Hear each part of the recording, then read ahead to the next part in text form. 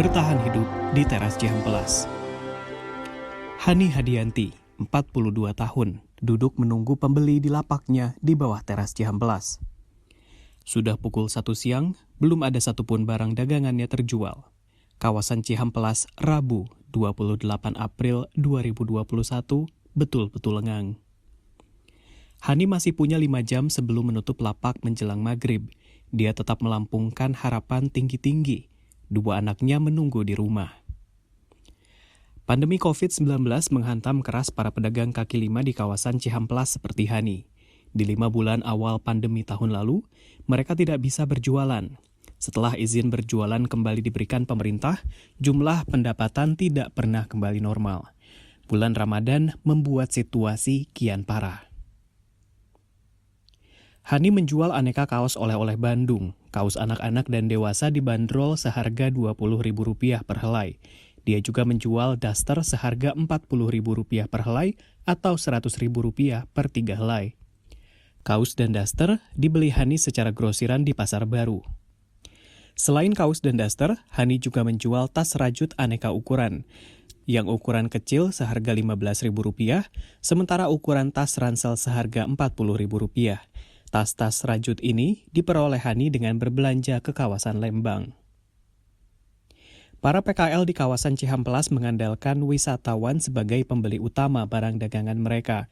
Di masa normal sebelum pandemi, Hani mengaku bisa memperoleh pendapatan harian paling sedikit Rp300.000.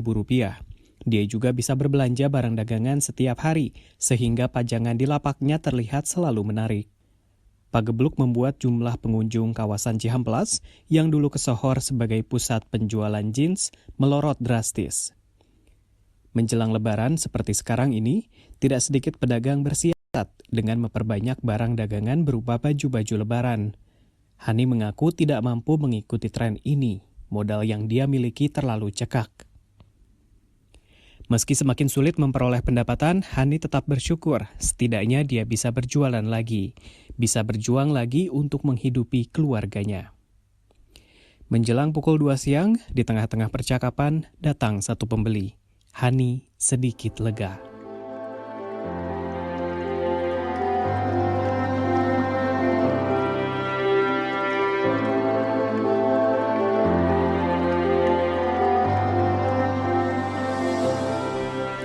Hani Hadianti mulai berjualan kaos oleh-oleh khas Bandung di bawah teras Cihampelas sejak 2012. Dia menumpang di lapak yang dimiliki kedua orang tuanya sejak 1992. Mulanya, mereka menjual kopi dan rokok, tapi sejak 2008 beralih menjual kaos khas Bandung. Sebelum teras Cihampelas dibangun pada 2016, lapak Hani dan keluarganya terdiri dari 4 meja. Namun saat ini tinggal 2 meja. Hani dan 3 pedagang lain menggunakannya secara bergiliran berjualan 2 hari sekali. Artinya, Hani berjualan selama 2 hari, lalu libur 2 hari berikutnya.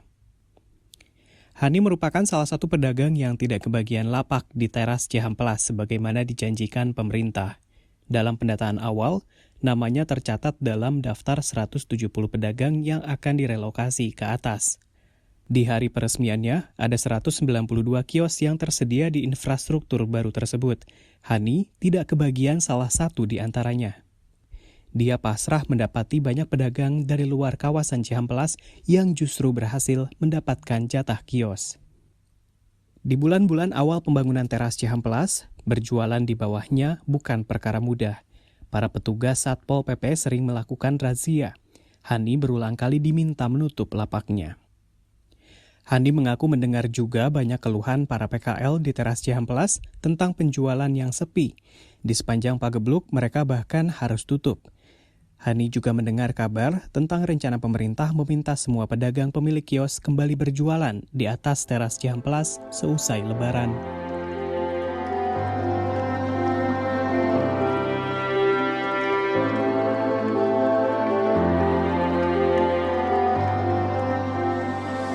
Hani merupakan warga asli Bandung. Dia lahir sebagai anak kedua dari 10 bersaudara di sebuah keluarga yang sederhana. Ibunya berjuang sendirian membesarkan anak-anaknya setelah suaminya memilih menikah lagi. Tak disangka, nasib yang mirip menimpa Hani. Saat ini berjuang sendirian mencukupi kebutuhan hidup 2 anaknya. Si sulung laki-laki yang berusia 18 tahun baru saja lulus sekolah menengah atas. Ia belum bisa melanjutkan pendidikan ke universitas karena ketiadaan dana. Sementara itu si bungsu perempuan masih duduk di bangku kelas 5 sekolah dasar. Sebelumnya sejak 2001, Yani mengikuti sang suami ke kota Curup, Bengkulu. Di sana dia mengelola warung nasi Padang milik mertua. Namun perangai sang suami membuat Hani tidak kuat lagi bertahan. Pada tahun 2012, Hani memutuskan berpisah dengan suami dan kembali ke Bandung membawa 2 anaknya. Keputusan ini bukanlah sebuah keputusan mudah, tapi dia sudah membulatkan niat. Setahun berselang, Hani resmi bercerai. Sejak berpisah, menurut Hani tidak pernah sekalipun sang suami mengirimkan nafkah, termasuk ketika si sulung sekarang sedang membutuhkan dana untuk berkuliah. Selama 9 tahun terakhir, Hani memikul tanggung jawabnya sendiri sebagai orang tua tunggal. Di bawah teras Cihampelas, infrastruktur berupa jembatan beton yang dibangun pemerintah dengan dana hampir 50 miliar rupiah itu, tidak ada pilihan bagi Hani selain bekerja keras.